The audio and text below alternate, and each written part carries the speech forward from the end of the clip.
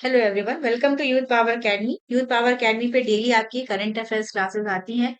आप हमसे चैनल पे ज्यादा से ज्यादा जुड़िए, चैनल को लाइक करिए, सपोर्ट करिए, सब्सक्राइब करिए, अपने फ्रेंड्स के साथ शेयर करिए। और डेली मैगजीन्स आपके लिए बहुत बेनिफिशियल है। इसको आप रेगुलर अगर स्टडी करते हैं तो आपका एग्जाम में कॉन्फिडेंस काफी बढ़ जाएगा। हमारी रिसर्च टीम काफी रिसर्च करके ये मैगजीन बनाती है। हमारी मंथली मैगजीन्स भी हैं, साथ ही साथ हमारी फटाफट सीरीज भी है। तो आप हमारी मैगजीन्स को पढ़िए। इसके अलावा हमारे यूट्यूब पे शॉर्ट्स आते हैं, इंफॉर्मेटिव वीडियोस आती हैं, उनको देखिए। अदर जो सोशल मीडिया प्लेटफॉर्म्स हैं उन पे हमसे कनेक्ट होइए। और चलिए आज का क्लास स्टार्ट करते हैं। सबसे पहले त्रिपुरा का सारिंदा है। इसको जीआई टैग जो है वो में मिला है। और त्रिपुरा का सारिंदा एक स्ट्रिंग्ड म्यूजिकल इंस्ट्रूमेंट होता है, जैसे बजाने जाने के जैसे वायलिन होता है, हर है इस तरह का होता है ये। और वहां पे काफी जो है वो इसका यूज किया जाता है, वहां पे जो कम्युनिटीज हैं उसका काफी इसका एक कल्चरल इम्पोर्टेंस है, सिग्निफिकेंस है। तो ये एक इसको रिकॉग्निशन मिला, जेआई टैग इसको जो है वो मिला है। और इसे माना जा रहा है कि जो त्रिपुरा का जो फोक ट्रेडिशन है उसको और जो है वो प्रमोशन होगा, बढ़ावा मिलेगा। साथ ही साथ जो हमारे यहाँ के जो इंस्ट्रूमेंट्स हैं इनको ज्यादा से ज्यादा हम लोग को और प्रमोट करना है, प्रिजर्व करना है, तो उस में ये एक और अच्छा जो है वो काम रहेगा। ठीक है। और त्रिपुरा का ये सारिंदा के अलावा इसके पहले और भी इनके काफी सारे जीआई प्रोडक्ट्स हैं, जिसमें की जो मेन है वो त्रिपुरा का क्वीन पाइनएप्पल है। ये काफी इंपॉर्टेंट रहेगा क्योंकि अभी जैसे जो अष्टलक्ष्मी जो नॉर्थ ईस्टर्न स्टेट्स इनको डेवलप किया जा रहा है, तो हर एक स्टेट का एक अलग जो है वो एग्रीकल्चर से रिलेटेड जो प्रोडक्ट है उसको गवर्नमेंट प्रमोट कर रही है। तो ये इंपॉर्टेंट रहेगा कि जैसे स्टेट्स के नेम्स दे सकते हैं, साथ ही साथ उसके साथ क्या कौन से जुड़े जो है वो फ्रूट्स हैं उसको भी जो है वो दिया जा सकता है। तो ये है। इसके अलावा रीसा और पाचरा है, इसको जो है वो रिगनाई कहते हैं। माता बेरी पेड़ा है, ये भी वहाँ का काफी जो है वो फेमस है। तो ये दर्शाता है कि यहाँ का काफी जो है वो रिच इंडियन मतलब जो है वो ट्रेडिशन है, और उसी के चलते फिर इनको जो है वो जीआई टैग मिला है। कल भी कुछ प्रोडक्ट्स को मिला था, असम के 4 प्रोडक्ट्स को जीआई टैग दिया गया था। ये दोनों दिनों का जो भी चीजें हैं वो काफी इंपॉर्टेंट रही। फिर जी7 का भी फ्रांस में जो है वो मीटिंग चल रहा है। और यहाँ पे जो जी7 नेशंस हैं इन्होंने अनाउंस किया कि काफी सारे इनिशिएटिव्स को जो है ये करेंगे, शुरू करेंगे, ताकि जो ग्लोबल हेल्थ है वो बेहतर हो सके और कॉपरेशन को बढ़ावा दिया जाएगा। ठीक है। इसमें जो भी जी7 के लीडर्स थे उन्होंने कहा कि जो है वो अभी जो इबोला का जो आउटब्रेक हुआ है उस पे वर्क करना है, क्योंकि इसकी वजह से कॉन्गो और युगांडा पे काफी इफेक्ट जो है वो पड़ रहा है। ठीक है। और इसमें अपील किया गया है कि इसके अगेंस्ट जो है वो मेजर्स लिए जाएं। और इसमें पार्टनर कंट्रीज के तौर पे जो कंट्रीज ने पार्टिसिपेट किया है जी7 की मीटिंग में, तो उसमें कहा गया है कि ज्यादा से ज्यादा इस पे और वर्क जो है वो होगा। इसके अलावा ये कमिटमेंट किया गया है कि कैंसर से फाइट के अगेंस्ट जो है वो जी7 कंट्रीज फाइट करने में अपना योगदान देंगी, सपोर्ट करेंगी जो पार्टनर कंट्रीज हैं उनको। और काफी सारी स्ट्रेटजीज को जो है वो अडॉप्ट किया जाएगा ताकि बेहतर तरीके से चीजें हो सके। जी7 की मीटिंग काफी इंपॉर्टेंट हो जाती है, जो भी दुनिया की जो डेवलप्ड कंट्रीज हैं उनका ये मीटिंग होता है। इस बार 52nd जो है वो जी7 समिट है ये, और फ्रांस में हो रहा है। इसकी मेंबर कंट्रीज जी7 में है Canada, France, Germany, Italy, Japan, United kingdom और यूनाइटेड स्टेट्स। ये 1975 से जो है ये स्टार्ट हुआ था, तब ये जी6 एज कंट्री के तौर पे काम करता था। और इंडिया को अभी as a partner countries India ने जो है पार्टिसिपेट किया है। प्रधानमंत्री मोदी यहाँ को मीटिंग को अटेंड करने के लिए गए हैं, तो इसके बारे में कल भी बताया था। तो ये सारी चीजें जो है वो इम्पोर्टेंट रहेंगी।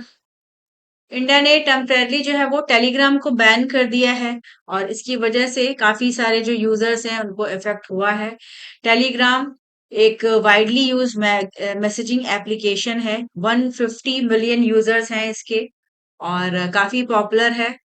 मेटा जो व्हाट्सएप है उसके बाद जो है वो सेकंड नंबर पे जो सबसे ज्यादा यूज होता है टेलीग्राम। इसके फाउंडर है पावेल दुरोव। और इन्होंने कहा है कि एक्चुअली जो नीट का एग्जाम हुआ था तो वो कैंसिल हो गया था, और रीटेस्ट जो है इसका 21 जून को है। तो गवर्नमेंट का कहना है कि 22 जून तक जो है ये बैन इफेक्टिव रहेगा। ताकि सिक्योर तरीके से नीट का परीक्षा कराया जा सके। ऐसे एलिगेशंस हैं कि इस प्लेटफॉर्म के थ्रू जो है वो जो पेपर्स वगैरह हैं वो उनको जो है वो भेजने का काम जो है वो किया जाता है, जो भी ब्रोकर्स हैं जो पेपर लीक वगैरह का काम करते हैं का। तो अब यही है कि गवर्नमेंट का है कि हम बेहतर तरीके से एग्जाम करवाना चाहते हैं, इस वजह से इसको जो है वो बैन किया गया है। फिर यूनियन गवर्नमेंट इन्होंने रिमूव कर दिया है कफ सिरप्स को from special list of medicine. ये ऐसी मेडिसिन्स हैं जो कि पहले इनको था कि ये एंजॉय करती थी exemption in manufacturing and sales. और इसमें जो है ये जनरल स्टोर्स में भी छोटे-छोटे विलेज में भी जो है वो उनको अवेलेबिलिटी जो है वो रहती थी। तो इस चेंज के बाद से मतलब अभी काफ़ी सारे इंसिडेंट्स ऐसे हुए हैं जिसमें कफ सिरप की वजह से बच्चों की जो है वो डेथ हुई है।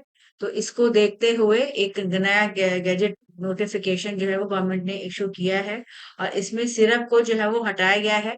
शेड्यूल के है ऑफ ड्रग रूल्स इससे। तो इसके पहले डॉक्टर जो प्रिस्क्रिप्शन था वो एक रिक्वायरमेंट होती थी अगर आपको कफ सिरप का यूज करना है। रीसेंट जो अमेंडमेंट हुआ है तो ये शेड्यूल के से इसको जो हटाया गया है तो ये एक डिस्टिंक्ट एग्जेम्पशन है और ये सिर्फ परमिटेड जनरल स्टोर्स रहेंगे वहीं पे मिलेगा जो कि जिनकी ऐसे गांव जहाँ पे 1000 तक की आबादी है यही स्टॉक कर सकेंगे और ऐसे प्रोडक्ट्स को जो है वो सेल कर सकेंगे। तो चूंकि कंटेमिनेशन काफी सारा पाया गया, हमें पता है कि अभी पिछले साल छिंदवाड़ा मध्य प्रदेश में 22 बच्चों की जो है वो डेथ हो गई थी ड्यू टू जो है वो कफ सिरप को पीने की वजह से। इसी को लेके जो है वो इसके लिए नए रूल्स जो है वो लाए गए हैं। और कंटेमिनेशन की बात करें तो इसमें जो है वो प्रोपेलीन ग्लाइकॉल का जो है वो यूज किया गया था और इसकी वजह से कंटेमिनेशन हुआ था और डेथ हुई थी। माना जाता है कि जो एथिलीन डाई एथिलीन ग्लाइकॉल है और एथिलीन ग्लाइकॉल ये कॉमनली जो है इसका कंटेमिनेशन हो जाता है जो नॉन फार्मास्यूटिकल ग्रेड का रहता है उसको जो है वो मैन्युफैक्चरिंग में बिना किसी एडिक्वेट टेस्टिंग के जो है वो यूज किया जाता है उसको जो दवा बनाने वाली कंपनी है उसको यूज करती हैं। तो इसकी वजह से काफी सारे जो है वो दुष्परिणाम इसके देखने को मिल रहे थे। ये नए रूल्स जो है अभी इसको लागू कर दिया गया है गवर्नमेंट की तरफ से। अ, अभी हमें इधर काफी विवाद चल रहा है और वेस्ट बंगाल के जो इलेक्शंस हुए हैं उसके बाद से वहां पे तृणमूल कांग्रेस जो है वो हारी और बीजेपी की गवर्नमेंट बनी है। और उसके बाद ये से यहाँ पे काफी सारे जो तृणमूल कांग्रेस के जो एमपीज हैं ये इन्होंने रेबल अगेंस्ट जो है वो पार्टीज को घोषित कर दिया। और इसके बाद 20 हैं यहाँ के एमपीज इन्होंने कहा है कि इनको nationalist citizen party of India इनके साथ मर्ज किया जाए। तो ये एक नए तरीके का चैलेंज है क्योंकि जो 10th शेड्यूल है कॉन्स्टिट्यूशन का जिसको कि कॉमनली एंटी डिफेक्शन लॉ भी कहते हैं। इसमें कहा जाता है कि मतलब एक्चुअली इसको इसीलिए लाया गया था कि जो पार्टीज में जो टूट के लोग दूसरी पार्टी में चले जाते थे जैसे कहीं किसी और पार्टी से इलेक्शन जीता फिर उसके बाद इसमें काफी सारी इसको चेंज किया गया। 1985 में इसको इंट्रोड्यूस किया गया कि पॉलिटिकल इनस्टेबिलिटी ना हो, जो लेजिस्लेचर्स हैं वो फ्रीक्वेंटली डिफेक्शन ना करें का क्योंकि 1960 और 70s के टाइम में बहुत ही कॉमन जो है ये हो गया था। तो ये जो लॉ है ये कहता है कि जो ऐसे मेंबर जो वॉलेंटरी गिव अप करते हैं अपना पार्टी मेंबरशिप या डिफाई करते हैं पार्टी के व्हिप से तो उनको जो है वो डिस्क्वालीफाई किया जा सकता है। फिर इसमें डिस्टिंग्विश किया गया है अ पॉलिटिकल पार्टी जो कि एक पूरा ऑर्गेनाइजेशन होता है और एक लेजिस्लेचर पार्टी होता है। इसमें सारे मेंबर्स होते हैं जितने भी पॉलिटिकल पार्टी के किसी एक पर्टिकुलर पार्टी के किसी एक स्पेसिफिक हाउस में। तो अब इसमें नया चैलेंज है कि कैसे जो अब ये जो है ये स्पीकर के उसमें आ गया है। ठीक है। और देखना होगा कि कैसे ये जो है वो मर्जर को इसको अलाउ करते हैं। अभी अगर हम रिसेंट का ये जो पूरा केस देखें तो जैसे कि जब इलेक्शन हुआ तो वहां पे काफी विवाद हुआ और जो एमएलएज थे उस उन्होंने भी पूरा एक कहा कि हम नया पार्टी बनाएंगे और एमपीज जो है उन्होंने भी जो है वो कहा कि हम जो है वो बीजेपी से इनका जो है वो अपने को मर्ज करेंगे। तो उन्होंने अभी फिलहाल के लिए एनसीपीआई ये जो पार्टी है इससे मर्ज करने की जो है वो बात कही है।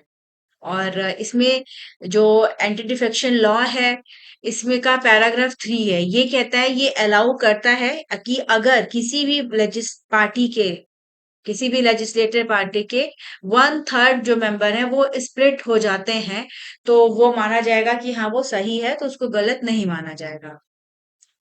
ठीक है। और तो अभी जैसे कि अगर हम देखें तो हाल फिलहाल में काफी सारा जो है वो इस तरह का चीजें देखने को मिला है।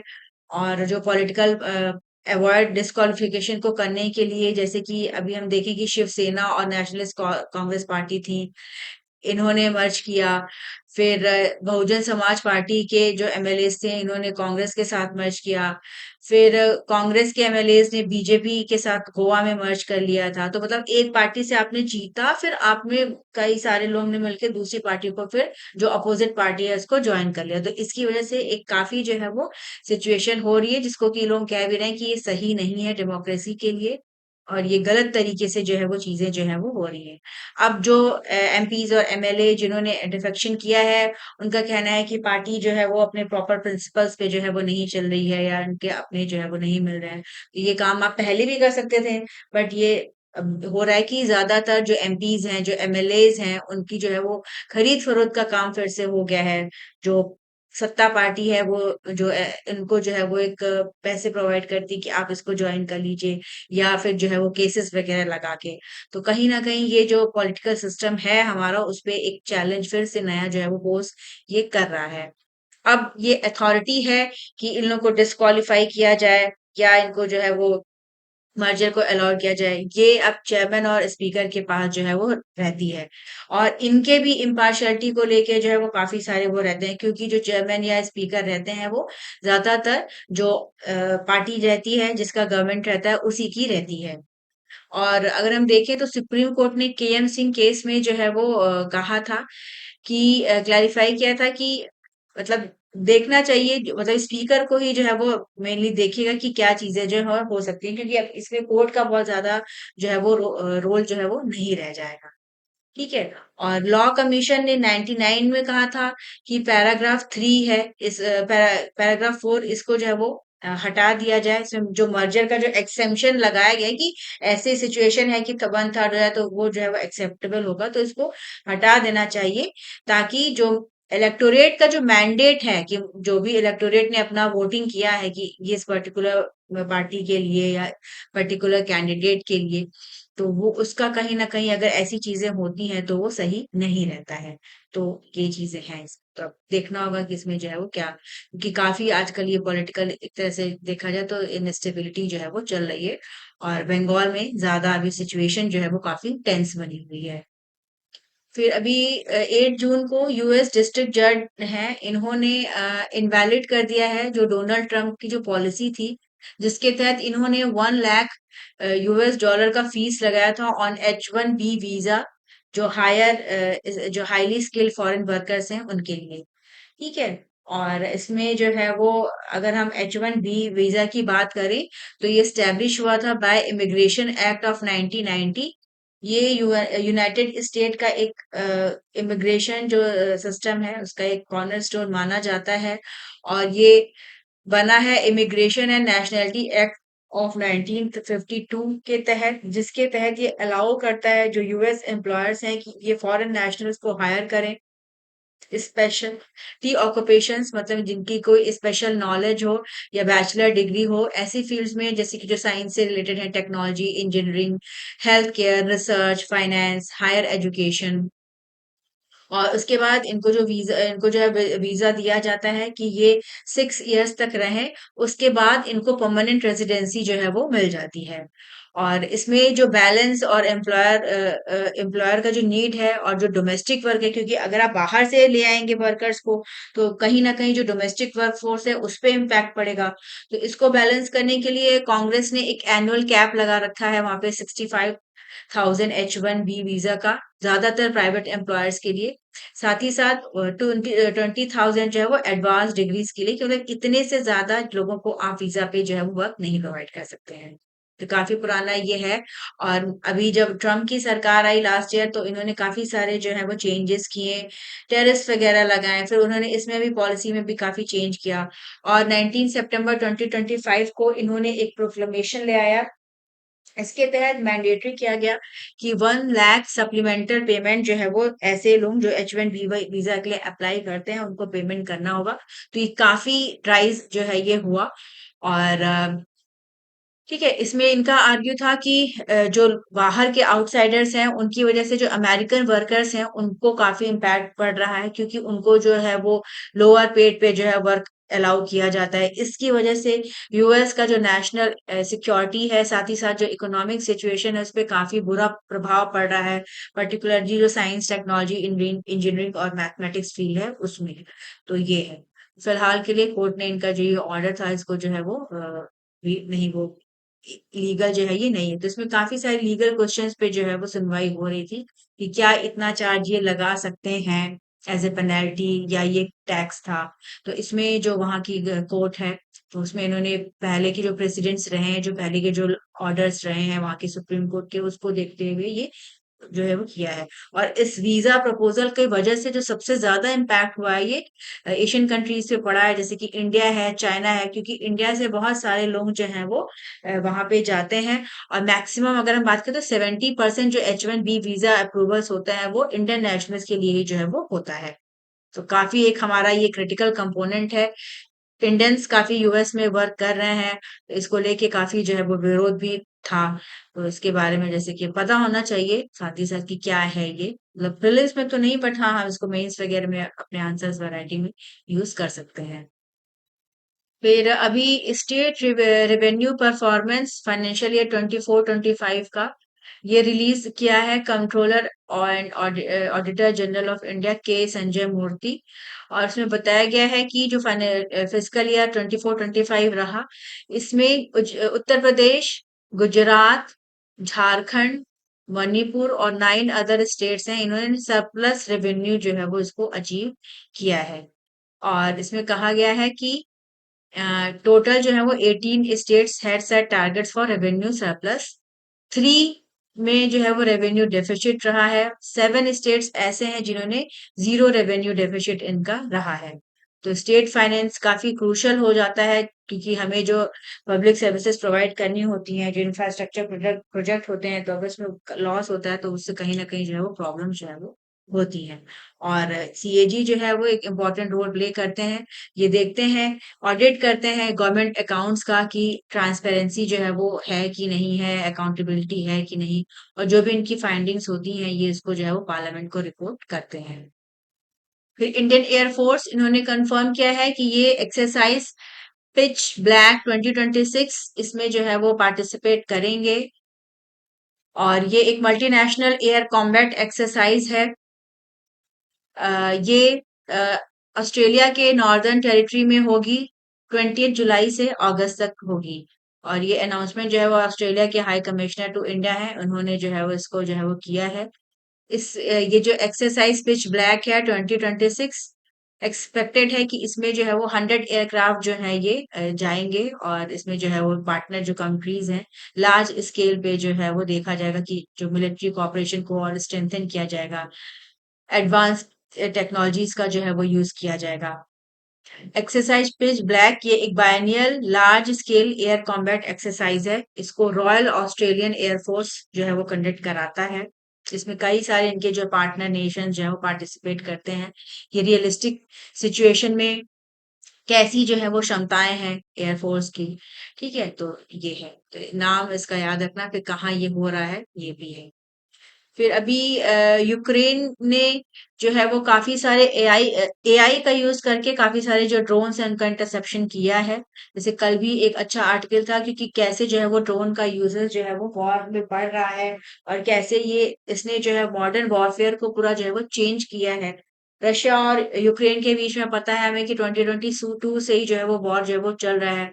यूक्रेन ने भी काफी अपने आप को डिफेंड किया है, साथ ही साथ अटैक भी किया है। तो इसमें इन्होंने एआई का यूज करके एआई पावर्ड इंटरसेप्टर्स ड्रोन्स को जो है वो यूज किया, जैसे P1 सन की इसमें बात कही गई है। शाहीद ड्रोन जो है ये आए थे, तो इसको इन्होंने जो है वो इंटरसेप्ट किया। शाहिद ड्रोन ये रशिया जो है वो कंसिस्टेंटली इसको जो है वो लॉन्च करता है, और इसको रोकने के लिए, रिस्पॉन्स के लिए इन्होंने एआई टेक्नोलॉजी का यूज किया ताकि इन थ्रेट्स को जो है वो रोका जा सके। तो अब जैसे कि कुछ कुछ जो नेम्स रहेंगे, कि जैसे कि P1 सन है, ये यूक्रेन का फर्स्ट इंटरसेप्टर ड्रोन है जो कि एआई से पावर्ड है। ये काउंटर है रशियन ड्रोन्स का। ठीक है। शाहिद ये एक टाइप ऑफ ड्रोन है, इसको फ्लाइंग बॉम्ब कहा जाता है, और रशिया इसको काफी यूज कर रहा है, जो यूक्रेनियन सिटीज हैं वहां पे। यूक्रेन की मेजर ड्रोन मैन्युफैक्चरर है, ये है स्काई फॉल। ये एक काफी फॉर इनोवेशन में जो है वो काफी फोर मतलब आगे है ये, और इसने काफी सारे टेस्ट किए हैं ताकि जो है वो एआई पावर्ड इंटरसेप्शन जो है वो किया जा सके ड्रोन्स का। ठीक है। तो ये ड्रोन्स के नाम ये इंपॉर्टेंट रहेंगे, पूछा जा सकता है कि क्या है, जैसे नाम दे दिया कि ये है क्या, इस तरह से चीजें जो है वो प्रीलिम्स के लिए आ सकती हैं। फिर अभी union home minister Amit Shah, इन्होंने एक मीटिंग हुई है, और इसमें 6 स्टेट्स हैं, इन्होंने के बीच में जो है वो कंसेंसस बन गया है, सहमति बन गई है। और अभी Kishau multi purpose dam project ये काफी लंबे समय से पेंडिंग है, तो इसको जो है वो काम जो है वो किया जाएगा इस पे। और माना जा रहा है कि ये काफी इंपॉर्टेंट प्रोजेक्ट रहेगा, इससे जो यमुना रिवर है इसका जो है वो रिजर्वेशन का काम होगा। और इसमें जो स्टेट्स इन्वॉल्व हैं ये है हिमाचल प्रदेश, उत्तराखंड, दिल्ली, उत्तर प्रदेश, हरियाणा और राजस्थान। तो इन के बीच में जो है वो एक एमओयू साइन हुआ है। और अब इसके बाद ये जो प्रोजेक्ट रहेगा, इसमें यूनियन गवर्नमेंट की तरफ से जो है वो 90% फाइनेंशियल असिस्टेंस प्रोवाइड किया जाएगा, जो भी प्रोजेक्ट का जो वाटर कंपोनेंट रहेगा उसके लिए। फिर बाकी जो कॉस्ट है 10%, वो जो पार्टिसिपेटिंग स्टेट्स हैं ये जो है वो इसको बेयर करेंगे। माना जा रहा है कि इससे इलेक्ट्रिसिटी जनरेशन भी होगा, साथ ही साथ जो वाटर है उसको डायरेक्टली हिमाचल प्रदेश से और राजस्थान और दिल्ली को जो है वो सप्लाई किया जा सकेगा। यमुना काफी इंपॉर्टेंट रिवर है, सेकेंड लार्जेस्ट ट्रिब्यूटरी है गंगा की।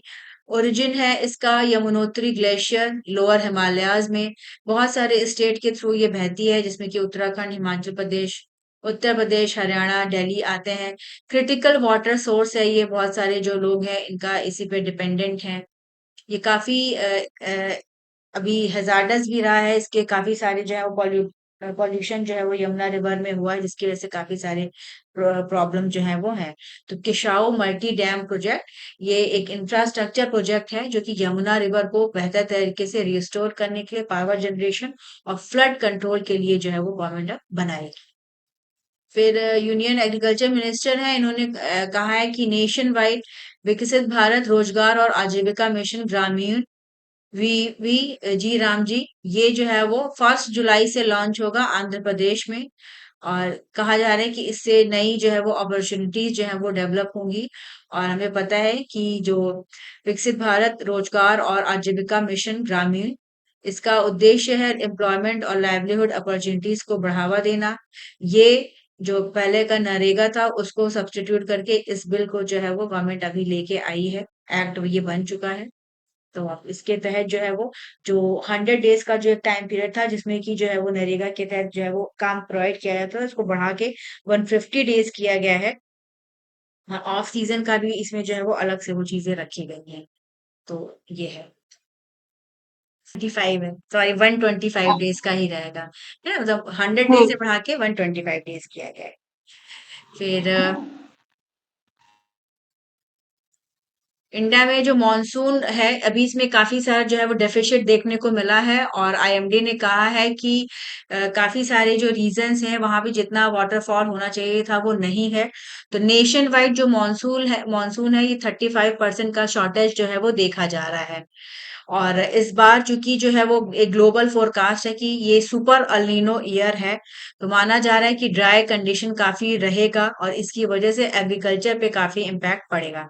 इंडियन मॉनसून एक कॉम्प्लेक्स वेदर सिस्टम है जो कि इंडिया के एग्रीकल्चर के लिए काफी क्रूशियल होता है, उसका इकोनॉमी पे डायरेक्ट इम्पैक्ट पड़ता है। एनुअली अगर हम देखें तो 70 to 80% जो रेनफॉल है वो मॉनसून सीजन में होता है। और ये अल नीनो का ईयर है, और ये एक ऐसी साइकिल है जिसके तहत पूरा जो ग्लोबल वेदर पैटर्न है उसमें चेंजेस देखने को मिलते हैं। हायर जो है वो टेम्परेचर हो जाता है, जो ट्रॉपिकल पैसिफिक वो ओशन है वो एनॉनिमसली जो है वो वार्म हो जाता है, गर्म हो जाता है, जिसकी वजह से जो एटमॉस्फेरिक एयर होती है उसके सर्कुलेशन पे इम्पैक्ट पड़ता है और उसका जो ओवरऑल इम्पैक्ट है वो रेनफॉल पे देखने को मिलता है। तो इसमें मतलब चिंता जता रहे हैं कि इसका काफी इस बार इम्पैक्ट देखने को मिल सकता है, क्योंकि मॉनसून रेन पे काफी सारा जो चीजें हैं वो सारी हमारी डिपेंडेंट रहती है। फिर अभी वर्ल्ड गोल्ड काउंसिल का एक सर्वे इन्होंने कराया है, सेंट्रल बैंक गोल्ड रिजर्व सर्वे। इसमें कहा है कि जो ग्लोबली जो सेंट्रल बैंक्स हैं इनका प्लान है कि ये गोल्ड होल्डिंग्स को और बढ़ाएंगे। तो इन्होंने अपने सर्वे में ये कहा गया है कि ऐसा एक्सपेक्टेड है कि जो गोल्ड प्राइसेस है आगे आने वाले टाइम में उनका जो प्राइस है वो और बढ़ेगा। तो इसकी वजह से जो रिटेल कंज्यूमर्स हैं उन पे काफी इफेक्ट पड़ेगा। जैसे अभी बात हो रही है कि गोल्ड के प्राइसेस में भी फिलहाल में काफी गिरावट आई है। तो जो वर्ल्ड गोल्ड काउंसिल है इन्होंने पूरा एक सर्वे कराया है और इसमें पता है कि जितने भी सेंट्रल बैंक है वो ज्यादा से ज्यादा और गोल्ड गोल्ड को जो है वो परचेज करेंगे, तो फिर इसका इम्पैक्ट जो है वो सीधे जो है वो देखने को मिलेगा और सोना जो है वो महंगा हो सकता है। और इसमें इन्होंने कहा है कि जो सेंट्रल बैंक्स हैं इन्होंने 1000 टन ऑफ गोल्ड जो है वो एनुअली जो है वो इसको एक्वायर किया है लास्ट 4 ईयर में, जिसकी वजह से हम देखें तो गोल्ड के प्राइसेस में काफी सारे जो है वो इंक्रीज देखने को मिला है। इंडिया के पर्सपेक्टिव में इन्होंने कहा है कि जो आरबीआई है इसने भी गोल्ड रिजर्व को काफी बूस्ट कर लिया है। जो गोल्ड रिजर्व है वो 822.1 टन से अभी बढ़ के जो फाइनेंशियल ईयर 25 रहा इसमें 879.58 टन रहा, तो ये भी एक इंक्रीज है। तो जैसे कि हो रहा है कि गोल्ड के प्राइसेस जो है वो कम होंगे, क्या होगा अभी चूंकि वॉर भी एंड हो गई, तो चीजें धीरे धीरे अगर बेहतर होती हैं तो आगे आने वाले टाइम में जो सर्वे है उसके अकॉर्डिंग वर्ल्ड गोल्ड काउंसिल का ये एक इंटरनेशनल इंडस्ट्री बॉडी है जो कि गोल्ड मार्केट को जो है वो प्रमोट करने का काम करती है, तो उनका कहना है कि गोल्ड के प्राइसेस और बढ़ सकते हैं आगे आने वाले टाइम में। फिर आरबीआई ने जो है वो अभी एक मेजर पॉलिसी चेंज अनाउंस किया है और इसमें उन्होंने कहा है कि जो अ,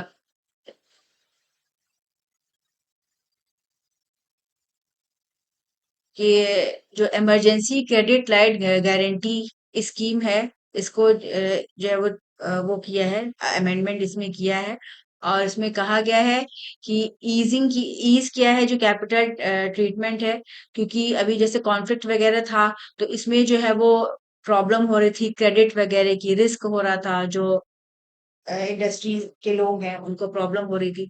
तो उसको देखते हुए जो है वो इन्होंने जो नॉर्म्स है उनको जो है वो कम कर दिया था कि जो एक्सपोर्टर्स हैं उन पे जो है वो ज्यादा जो है वो इसका इम्पैक्ट जो है वो ना पड़े। तो इसी में इन्होंने फिर ये किया है और इसमें कहा है कि इन्होंने कहा कि टू एस आई जो रेगुलेटेड एंटिटीज उनको कहा है कि आप 0% रिस्क वे करें टू 75% जो गारंटीड एक्सपोजर होता है उसको। और माना जा रहा है कि इससे जो रिस्क है एक्सपोर्टर्स वगैरह के लिए उसमें जो है वो कमी आएगी, आसानी से उनका बिजनेस जो है वो कम हो मतलब हो सकेगा। इससे जो उनको एक सपोर्ट मिलेगा, ठीक है, जो स्मॉल माइक्रो मीडियम एंटरप्राइजेस हैं उनको, साथ ही साथ जो नॉन एमएसएमईज हैं उनको लिए भी रहेगा, क्योंकि अभी फिलहाल लिक्विडिटी का एक काफी जो है वो चैलेंज है, क्योंकि जो अभी जैसे अभी वॉर के कल घोषणा हुई है कि एंड होगा, लेकिन जो पूरी अभी पॉलिटिकल सिचुएशन जो चल रही है, जियो पॉलिटिकल सिचुएशन, उसकी वजह से क्रेडिट का एक चंक देखने को मिला था, लिक्विडिटी की प्रॉब्लम थी, तो इसको देखते हुए इन्होंने जो है भी इसको इसमें ईज किया है अपना मतलब कमी किया है। और ये emergency credit line guarantee scheme ये सबसे पहली बार इंट्रोड्यूस हुआ था 2022 में। इसका एम है कि एडिशनल जो है वो कैपिटल प्रोवाइड करना जो एंटरप्रेन्योर्स हैं उनको, एंटरप्राइजेस को, ताकि जो इम्पैक्ट होता है अगर कोई ऐसा जैसे कोविड आया था तो उसमें भी जो बिजनेस था उस पर काफी इम्पैक्ट हुआ। तो इसको कम करने के लिए जो है वो एक गवर्नमेंट का इशू एक इनिशिएटिव है जो कि क्रेडिट की गारंटी जो है प्रोवाइड करती है स्पेसिफिक सेक्टर्स में, ताकि पैसे की कोई दिक्कत जो है वो ना फेस करने पड़े जो हमारे इन्वेस्टर्स हैं उनको। फिर अभी एक रिपोर्ट आई है कि जो स्मार्टफोन सेल्स है इसमें काफी जो है वो प्रॉब्लम्स होंगी, काफी जो रैम के प्राइसेस हैं उसमें काफी जो है वो इंक्रीज हो गया है। और ये बेसिक मेमोरी होता है, मतलब एक चीपेस्ट स्मार्टफोन कंपोनेंट होता है, तो इसमें जो है वो काफी इंक्रीज हुआ है। इसकी वजह से आगे आने वाले टाइम में जो फ़ोन का कॉस्ट है वो बढ़ने की उम्मीद जो है वो जताई जा रही है। और क्यों ग्लोबली रैम की जो प्राइसेज़ हैं उनमें इंक्रीज़ हुआ है, इसका वजह माना जा रहा है कि जो एआई डेटा सेंटर्स हैं, इनमें काफ़ी ग्रोथ हुई है। और ये काफ़ी रिलाय करते हैं, मतलब पहले ये सिर्फ़ जीपीयू यूनिट्स पे रिलाय करते थे। अब ये मेजर क्वांटिटी में जो है वो रैम का भी यूटिलाइज़ेशन कर रहे हैं। इसकी वजह से काफ़ी जो है वो प्रॉब्लम हो रही है। जो चिप मेकिंग कंपनीज़ हैं, ये अपना जो प्रोडक्शन है उसको डाइवर्ट कर रहे हैं। हाई बैंडविड्थ मेमोरी जो है वो इसको ये बना रहे हैं, जो कि डेटा सेंटर्स में यूज़ होता है। तो इसकी वजह से कहीं न कहीं जो स्मार्टफ़ोन है, जो पर्सनल कंप्यूटर्स हैं, इनके प्राइसेज़ जो है वो आगे बढ़ेगी। और क्योंकि एक जो इलेक्ट्रॉनिक्स का जो सप्लाई चेन है, इसमें प्रॉब्लम होगी। और एक रिपोर्ट है काउंटर पॉइंट रिसर्च, इन्होंने कहा है कि जो रैम है ये 43% जो है वो टोटल बिल आता है, जो भी मटेरियल होता है फोन्स का। जो जैसे कि अगर 20,000 का है उसमें, ठीक है, तो लगभग इतना परसेंट जो है वो इनका रैम मेमोरीज वगैरह में जाता है। तो इससे क्या होगा कि इनका जब दाम बढ़ेगा, एआई वाले की तरफ जो है वो डाइवर्ट हो रही है चीजें, तो इसकी वजह से इनमें काफी इंक्रीज जो है वो देखने को मिल सकता है। तो एक ये भी एक नया चैलेंज जो है वो रहेगा। और एआई बूम हुआ है, इसकी वजह से काफी सारी अलग तरीके से जो चीजें हैं वो देखने को मिल रही हैं। अब एआई सर्वर्स जो हैं, ये जैसे एनिविडा है, इनमें काफी क्वांटिटी में जो है वो इनको चीजें चाहिए ताकि एआई सिस्टम को ये पूरी तरह से चला सके। तो इसकी वजह से आगे आने वाले टाइम में काफी इंक्रीज देखने को मिल सकता है, जो स्मार्टफोन वगैरह हैं इनके प्राइसेस में। जो ग्लोबल कंपनीज हैं, इनके दाम जो है वो बढ़ सकते हैं। फिर इसके अलावा फिर एक और है, इसमें कहा गया है, मतलब एक रिपोर्ट है, इसमें कहा गया है कि मेमोरी चिप का जो शॉर्टेज है, इसकी वजह से इलेक्ट्रॉनिक्स के प्राइसेस बढ़ रहे हैं और उनसे इन्फ्लेशन जो है वो बढ़ रहा है। इसमें बताया गया कि पिछले कुछ महीनों में 9 एवरीडे इलेक्ट्रॉनिक आइटम्स हैं, जैसे कि रेफ्रिजरेटर है, वॉशिंग मशीन है, एयर एसी है, बैटरीज हैं, स्मार्टफोन्स जो हैं, इनका जो है वो प्राइस जो है वो बढ़ा है। और कॉमन कॉज जो है वो यही है, मेमोरी चिप। और मतलब ये कॉन्स्टिट्यूट जो हमारा सीपीआई है, अगर इंडिया की बात करें तो इसका 1% ही है, लेकिन इसका काफी इम्पैक्ट देखने को मिला है। इसकी वजह से जो रिटेल इन्फ्लेशन है उसमें काफी जो है वो इंक्रीज हुआ है। जैसे कि हमने बताया कि अभी एआई में बूम है, एआई काफी जो है वो इसका यूजेस जो है वो बढ़ रहा है। तो ग्लोबल जो इन्वेस्टमेंट है वो एआई की तरफ डाइवर्ट हो रहा है, और जो भी सप्लायर कंपनीज हैं वो इधर जो है वो शिफ्ट हो रही हैं। इसकी वजह से ये सारी चीजें जो हैं, तो चिप्स भी महंगी होंगी, इलेक्ट्रॉनिक कंपोनेंट्स भी महंगे होंगे। तो इनके जो प्राइसेस हैं वो मतलब इनसे इफेक्ट इफेक्ट जो है वो हो रहा है। तो मतलब हम देख रहे हैं ना कि जितनी कंपनीज हैं वो हर जो है वो अपने आप को एआई की तरफ शिफ्ट कर रही है, इनका यूजेस जो है बढ़ रहा है। तो इनको बनाने के लिए, डेटा सेंटर्स को बनाने के लिए जो भी चीजें चाहिए उन सबका, जैसे चिप्स चाहिए, ठीक है, रैम, जो भी कंप्यूटर में सारी चीजें लगती हैं वो इनमें भी लगती हैं। तो इनकी वजह से जो इनका डिमांड है वो दूसरी डायरेक्शन में शिफ्ट हो रहा है। तो इसकी वजह से कंज्यूमर्स पे इसका इम्पैक्ट देखने को मिलेगा। और इसमें कहा गया है कि जो मई 2026 रहा, इसमें जो प्राइस इंडेक्स है लैपटॉप, कंप्यूटर, टैबलेट्स का, ये काफी इसमें इंक्रीज देखने को मिला है पिछले 6 महीनों में। सारी चीजों के दाम जो है वो काफी बढ़ गए हैं। जो डेली यूज की चीजें हैं, रेफ्रिजरेटर्स वगैरह, इनका भी जो है वो काफी देखने को इंक्रीज देखने को मिला है। तो मतलब ये है। और माना जा रहा है कि जो आरबीआई है, इसका ये एक्सपेक्टेशन है कि जो इन्फ्लेशन है वो करीब 5.9% जो है वो और बढ़ सक मतलब काफी सारे जो है वो बढ़ेगा। जो इलेक्ट्रॉनिक गुड्स हैं, हायर रेंज में जो है वो प्राइस अब रहेगी। ठीक है, तो ये है। फिर इंडियन रेलवे, इन्होंने अप्रूवल किया है चंपा कोरबा थर्ड लाइन प्रोजेक्ट का। ये साउथ ईस्ट सेंट्रल रेलवे का है ये पूरा प्रोजेक्ट। इसके लिए 755 करोड़ जो है वो दिया गया है। इसमें जो है वो थर्ड रेलवे लाइन जो है वो कंस्ट्रक्ट होगी बिटवीन चंपा एंड कोरबा। और ये जो कॉरिडोर है, इसको आइडेंटिफाई किया गया है as a Indian railway mission 3000 metric ton and high density network corridor initiative के तहत। इससे कहा जा रहा है कि जो फ्रेट मूवमेंट है वो बेहतर होगा, और जो एनर्जी ग्रोइंग एनर्जी डिमांड है, रिक्वायरमेंट है, उसको एक सपोर्ट मिलेगा। कोरबा को पावर कैपिटल ऑफ इंडिया भी कहा जाता है। यहाँ पे बहुत सारे जो है वो थर्मल पावर प्लांट्स हैं, ये काफी इंपॉर्टेंट रोल प्ले करते हैं कोल के ट्रांसपोर्टेशन में, तो इसीलिए इसको जो है वो बनाया जा रहा है पूरा ये। और मिशन 3000 MT, ये रेलवे ने 2020 में इसको जो है वो लॉन्च किया था। और इनका है कि हम 2024, इनका था कि 24-25 तक जो फ्रेट लोडिंग कैपेसिटी है उसको बढ़ा के 3000 मिलियन टन जो है वो करेंगे। तो मतलब ज्यादा से ज्यादा ट्रांसपोर्ट होगा तो उसका इकोनॉमी पे जो है वो बेहतर इफेक्ट जो है वो देखने को मिलेगा। फिर अभी काफी सारे ब्रिजेस के बारे में इंफॉर्मेशन निकली है जो कि इंडिया के इंजीनियरिंग मार्वल्स हैं। और इसमें जैसे एक न्यू सराय घाट ब्रिज है, ये ब्रह्मपुत्र रिवर पे बना है असम में। और ये ओल्ड सराय घाट ब्रिज था, उसके पैरेलल में बना है, 1.49 किलोमीटर का है। इससे उस एरिया में काफी ट्रैफिक कंजेशन जो था उसको हेल्प मिला है उसको कम करने में। राजस्थान के चंबल रिवर पे जो है वो एक ब्रिज बना है 1.4 किलोमीटर का, 6 lane single plane cable stayed bridge. ठीक है। और ये कोटा है, ये स्टेट का पहला हैंगिंग ब्रिज है। और इसको जो है वो नेशन को डेडिकेट किया गया था 2017 में। ये 30 मीटर वाइड है और इसमें 1.5 मीटर वाइड जो है वो पाथ है। और इसमें बताया गया है कि ये जो नेशनल चंबल घड़ियाल वाइल्ड लाइफ सेंचुरी है, तो इससे जो है ब्रिज बनने से जो है वो उसका भी प्रोटेक्शन हुआ है। और चंबल घड़ियाल वाइल्ड लाइफ सेंचुरी ये जाना जाता है अपने घड़ियाल के लिए, turtle, red crown move roof turtle और गैंगेस रिवर डॉल्फिन के लिए। इसके अलावा गुजरात के भरूच में नर्मदा रिवर पर 1.3 किलोमीटर का ब्रिज बना है। और ये वन ऑफ द लॉन्गेस्ट जो है वो ब्रिजेस में है। ये भी जो है वो 2017 में लॉन्च हुआ। फिर बिहार में 1.8 किलोमीटर का 6 लेन ब्रिज बन रहा है गंगा रिवर पे, NH 31 पे। ये इंडिया का widest extradosed design with 34 metre wide deck, और इसका जो स्पैन लेंथ है वो 57 to 115 मीटर है, तो ये बना है। ये वहां पे ओल्ड राजेंद्र सेतु था उसके पैरेलल में बना है। इसके अलावा भूपेन हजारिका सेतु, ये एक वाइटल लिंक प्रोवाइड करता है असम और अरुणाचल प्रदेश के बीच में। ये 9.15 किलोमीटर ढोला सादिया ब्रिज है। ठीक है, इसको ढोला सादिया ब्रिज या भूपेन हजारिका ब्रिज कहा जाता है। इसकी वजह से एक फर्स्ट परमानेंट रोड कनेक्शन जो है वो बना है बिटवीन नॉर्दर्न असम और ईस्टर्न अरुणाचल प्रदेश।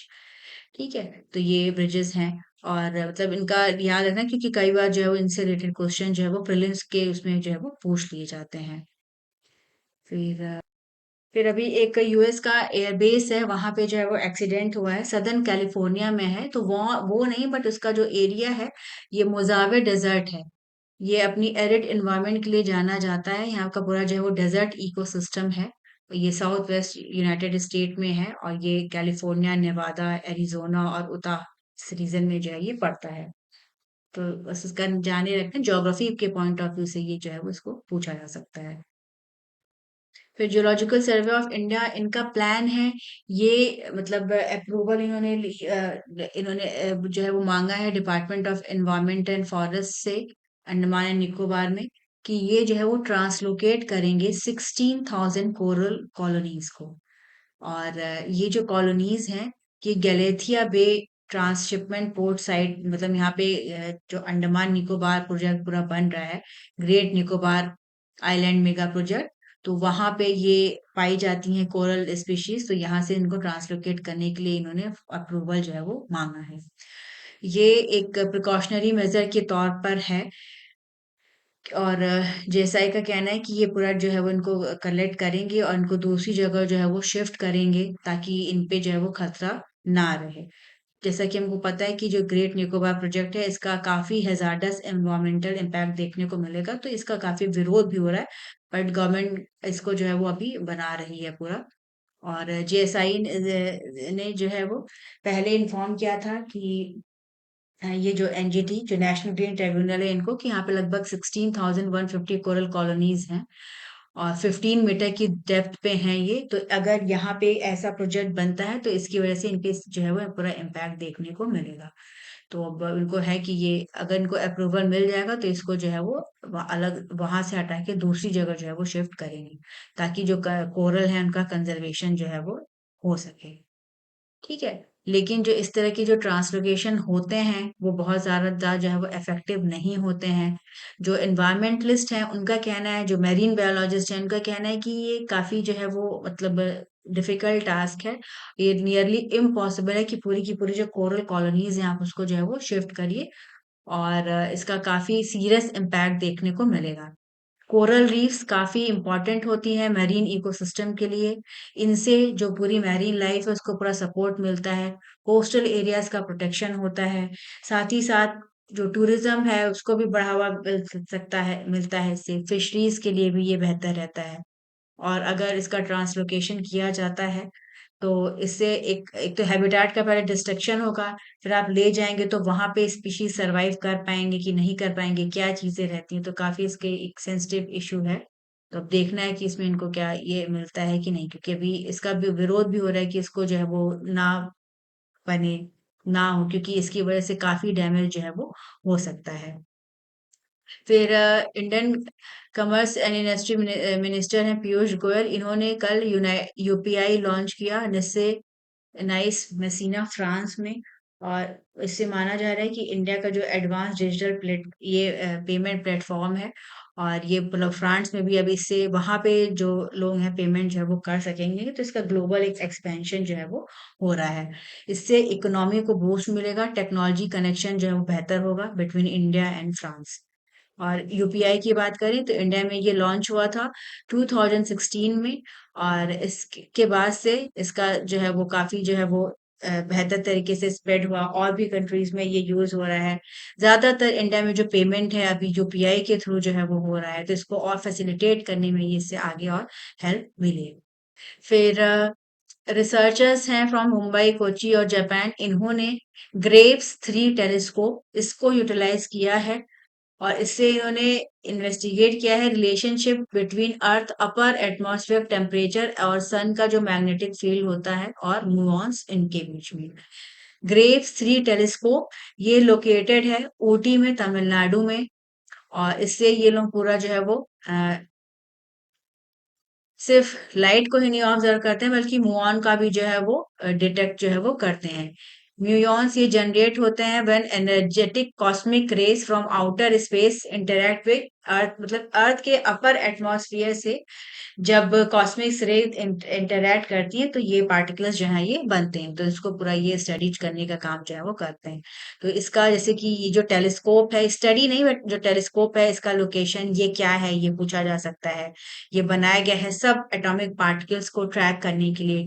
म्यूऑन्स क्या हैं, ये सब एटॉमिक पार्टिकल्स हैं जो कि क्रिएट होते हैं जब हाई एनर्जी कॉस्मेटिक रेज जो है वो कोलाइड करती हैं अर्थ के अपर एटमॉस्फेयर से, तो ये सारी चीजें जो है वो पूछी जा सकती हैं। तो इनका मानना है कि इसको ये और स्टडी करेंगे तो बेहतर तरीके से और जो चीजें हैं उनके बारे में पता चलेगा। तो ये इनका लोकेशन और ये तो याद ही रखना। फिर अभी जैसे कि टेलीग्राम को बैन किया है इंडिया ने, ब्लॉक किया है नीट में एग्जाम में इरेगुलरिटीज को देखते हुए। इसी पे एक और डिटेल आर्टिकल है कि इसमें कैसे कैसे क्या क्या चीजें जो है वो हुई। और एनटीए ने जो है वो एक रिक्वेस्ट किया था कि जो है वो इसके थ्रू जो है वो चूंकि जो लीक पेपर होता है वो इजीली जो है वो स्प्रेड होता है, तो उसको रोका जाए। ये जो ब्लॉकिंग ऑर्डर किया गया है ये किया गया है under section 39A of the information technology act 2000। ये ग्रांट करता है गवर्नमेंट को authority to issue directives for blocking public access to digital information जब कोई ऐसी नीड हो जिससे कि कंट्री की सॉवरेनिटी, इंटीग्रिटी या उसके इंटरेस्ट पे से स्टेट सिक्योरिटी पे उसके फ्रेंडली रिलेशन है फॉरेन कंट्रीज के साथ, उनको लेके कोई खतरा या डेंजर होता है तो। टेलीग्राम को फाउंड किया था पेवेल दुरोव ने 2013 में। इनके साथ इनकी एल्डर ब्रदर थे निकोलाई दुरोव के साथ मिलके। और ये जो ऐप है इसमें काफी जो है वो जो जो डेवलपर है इनका कहना है कि ये काफी जो है वो सेफ है और एडवांस फीचर्स पे जो है ये वर्क जो है वो करता है। और इसमें इन्होंने कहा है कि इंडिया में काफी जो है ये पॉपुलर एप्लीकेशन है, तो इसकी वजह से काफी इम्पैक्ट पड़ेगा। और इसमें जो है वो जो इंडियन गवर्नमेंट है इसने कहा है कि जो टेलीग्राम है ये अपने मैसेजिंग एडिटिंग फीचर को भी जो है वो डिसेबल कर देगा 38 जून तक, मतलब मैसेज वगैरह को जो है ये भी जो है वो एडिट वगैरह भी जो है वो नहीं कर पाएंगे। तो इसको लेके जो टेलीग्राम है, मतलब इन्होंने भी काफी इसका विरोध किया है। इन पे एक्यूजेशन है कि इन्होंने जो है वो इसके वजह से जो फ्रॉड एस्पिरेंट्स हैं वो जो है वो फैल रहे हैं, स्प्रेड हो रहे हैं, तो ये है। ठीक है, तो जो ऐसे टेक्नोलॉजी ऐड के बारे में जो है वो पूछा जा सकता है कि कैसे ये है, इसे क्या है। तो यही था आज का सारा करंट अफेयर्स। ठीक है, स्पोर्ट्स में अभी फुटबॉल चल ही रहा है, जब फाइनल मैच हो जाएगा तो जो विनिंग टीम रहेगी और जो चीजें रहेंगी वो इम्पोर्टेंट रहेगी। आप चैनल को ज्यादा से ज्यादा लाइक करिए, सब्सक्राइब करिए और शेयर करिए।